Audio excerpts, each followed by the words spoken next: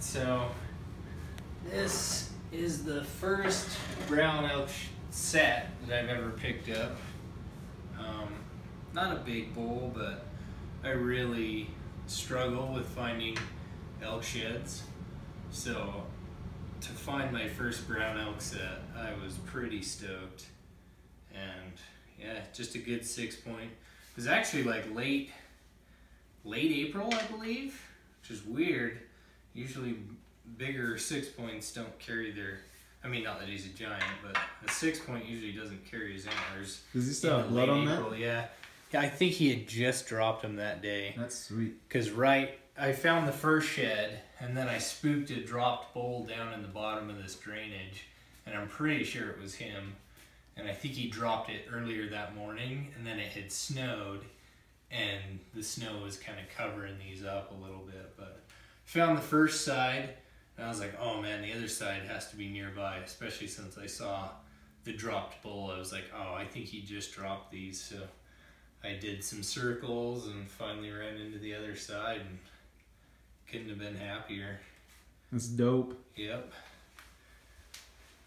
I need to get better at finding elk sheds. That's one thing I really struggle with. I tend to find a lot of deer sheds, but not a lot of elk sheds. Elk are just wanderers. I know. They just cover so much country, so they're tough to find. But that's one of my bigger deer sheds too. Just a cool brown 4-point with good forks.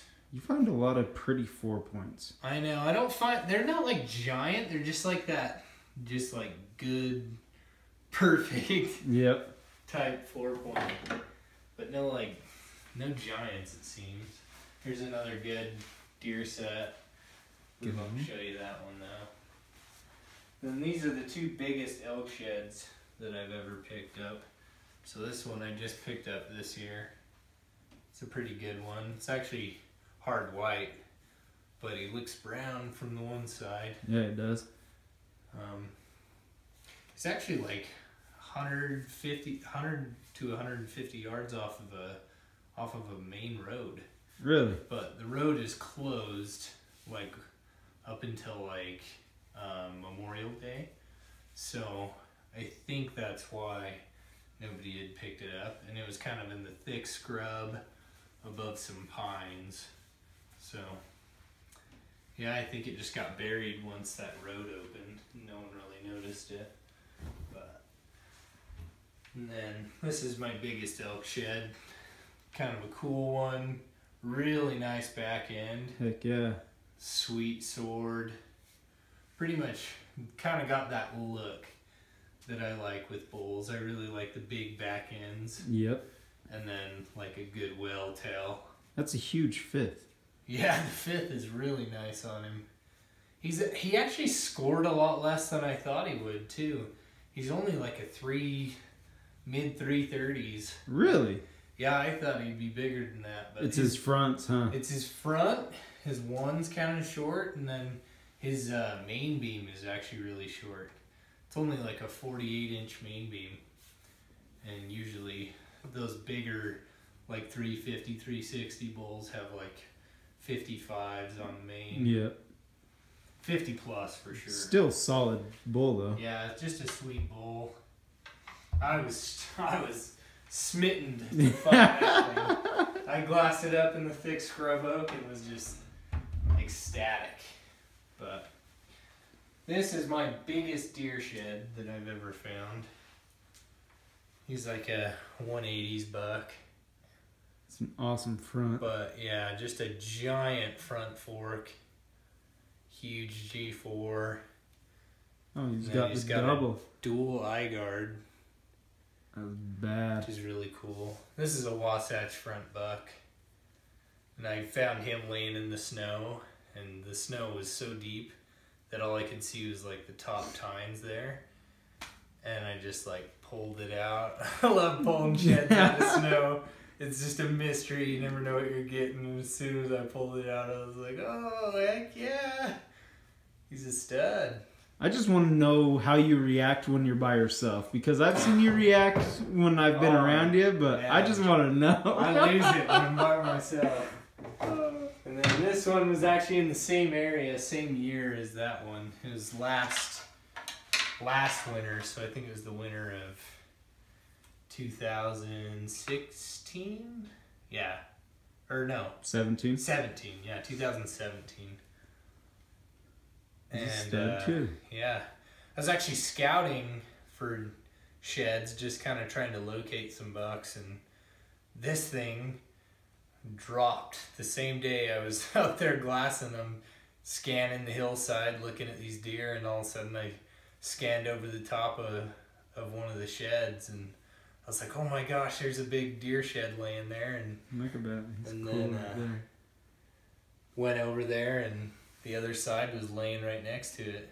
Just couldn't see it because it was kind of tucked under the tree, but really crazy looking buck. He's got like wavy tines. Yeah. Like, that's the only way to describe it. They're just kind of wavy and almost kind of willowy, but they're like really bladed out on the backside. Mm-hmm. Just a crazy looking buck. But and then this year, I've never really been that much into moose paddles and picking up moose paddles, so this year I kind of made it a mission to try and find some moose paddles, and had a little bit of success. But this one Stud. was like right off of a main trail. I actually just kind of lucked into it. Was just kind of cutting some moose tracks and saw the top end of this thing just sticking out of the snow, and once again just kind of unveiled it from the snow, and it was just a giant. That's a big bull for Utah. That is a very big paddle. Yeah, so that one's a stud, a keeper, even though he's kind of old and chalk, but he's still got some good color on that end and still kind of cool. But so this one, these are my first brown moose paddles.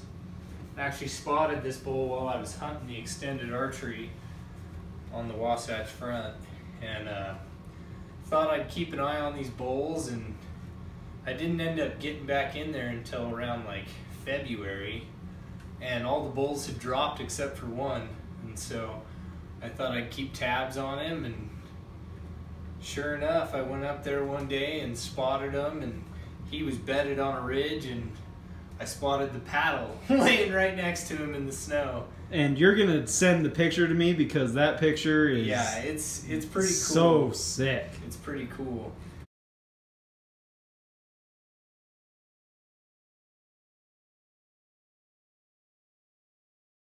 And then I didn't even realize the other side was laying nearby, and I circled all the way around, found that big deer shed that I was telling you about earlier, and then once I got up on top, I could glass down at the shed, and I saw the other side laying in the snow, and I was just ecstatic, because I was hoping to find one brown moose paddle, and you know, a set that makes it even more special. So. Heck yeah!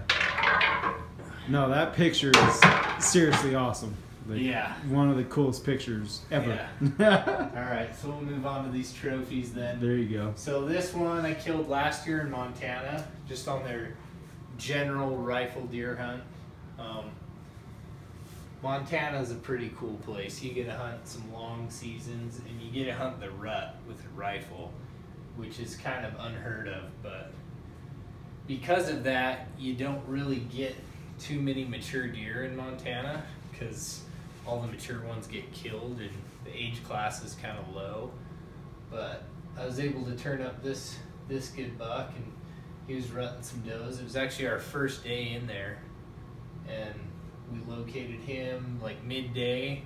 He went up over a ridge, and we went after him and couldn't find him. He just disappeared once he went over that ridge, and so we just kind of waited him out all day, and then finally, like, it was getting down to the wire, and we were starting to head back to the truck, and we ran right into him on the way back to the truck, and he was right at 200 yards, and so killed him with like 10 or 11 minutes of light left. It was like 11 minutes before last light, like last shooting light.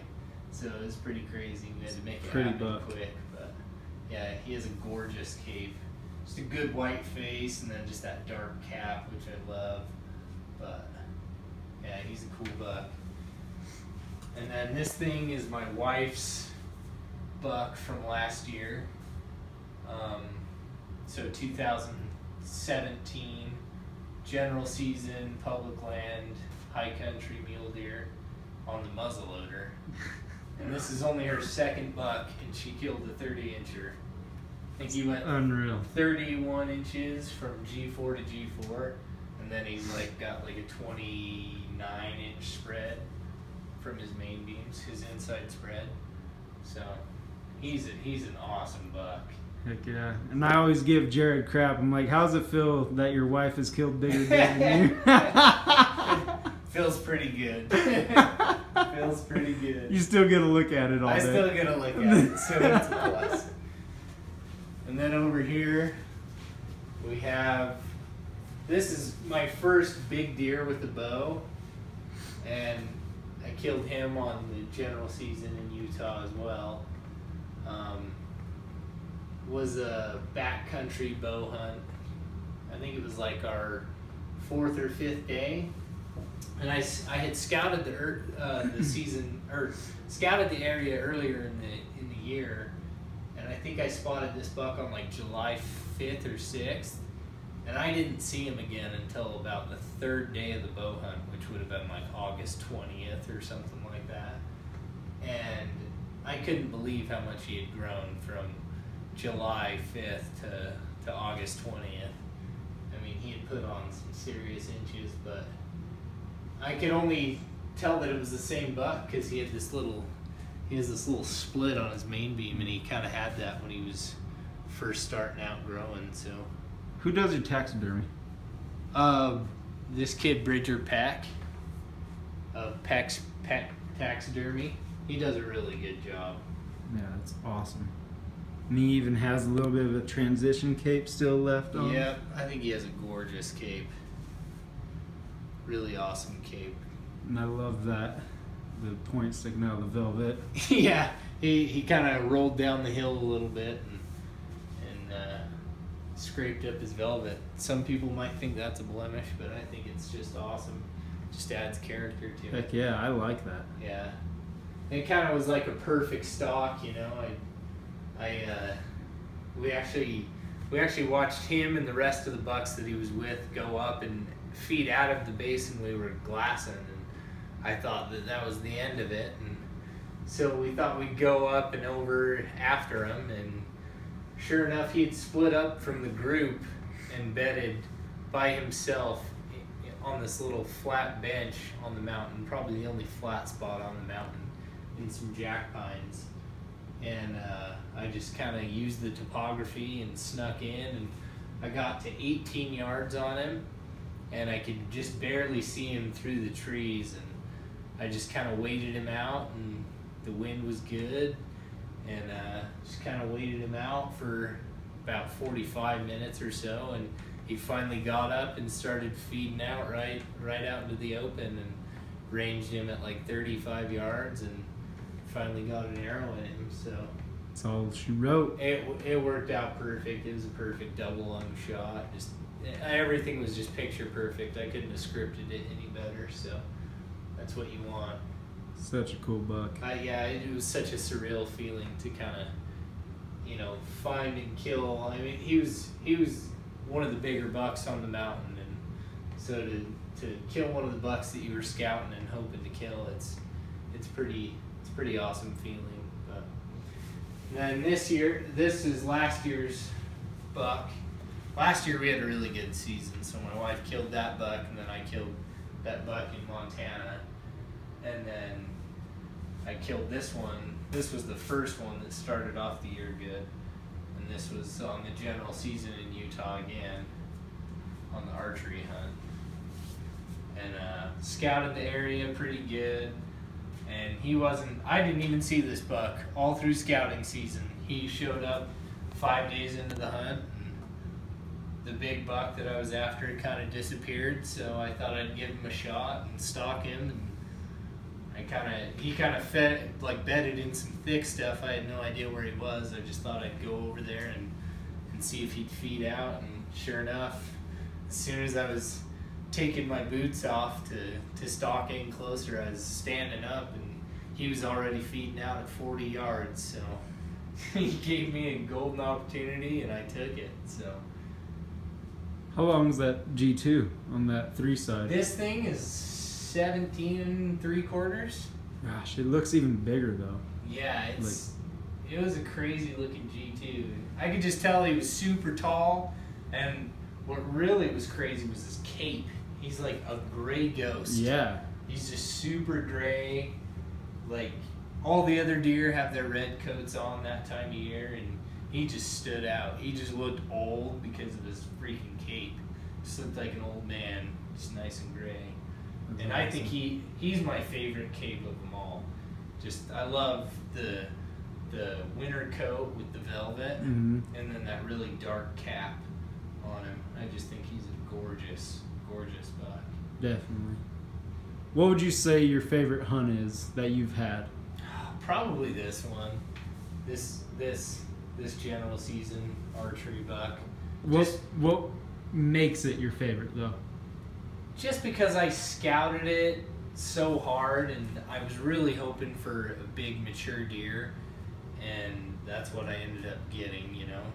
I felt like it was kind of a culmination of pretty much my whole life of hunting. It was my first big mature deer, and it was with a bow in the high country, and you know, doing it all the right ways, everything laid out perfect. You know, I had a lot of struggles with that hunt. I mean, like 2 hours before I killed him, I was just down in the dumps. Just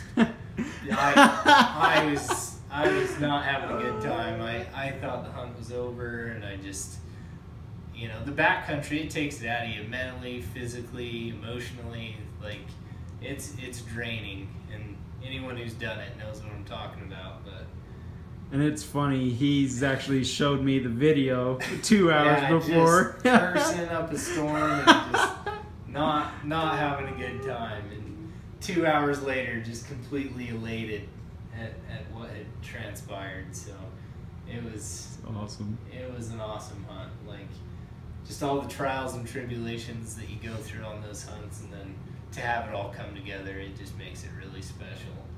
And so that's why I think that one's the most, like, my favorite hunt. But all of them, they all have their own little special moments. So do you have a dream hunt? A dream hunt? Yeah, I'd have to say it's probably Doll sheep in the Northwest Territories.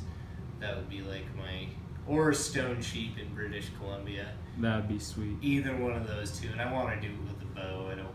I would take a rifle just because it's such a, you know, high stakes hunt, but I would have to do it with a bow.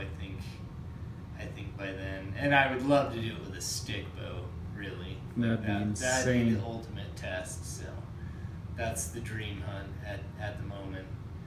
But I guess this one was really special too, because I was solo the whole time for this one, except the last day my friend Alex met me, and it's a good thing he did, because I had lost my rangefinder on the mountain. And a funny story, I actually went looking for my rangefinder, and I found an arrowhead instead. What? Like a primitive arrowhead.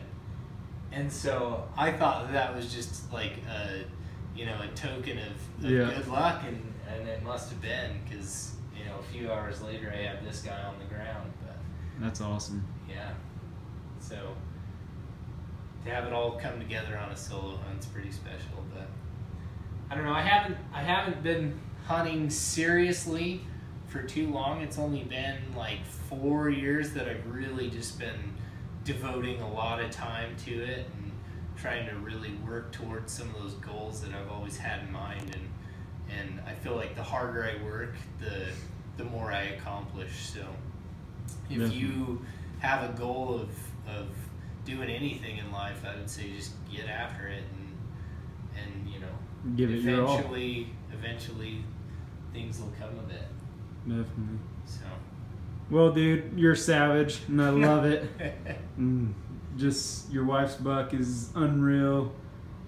Montana, you have some awesome sheds, and just want to thank you, man. Like, you this bet. has been an awesome Thank episode, you. and I'll actually put his name on Instagram. You can follow Jared on Instagram, and yeah, thank you, sir. Well, thank you. Thanks for watching, guys.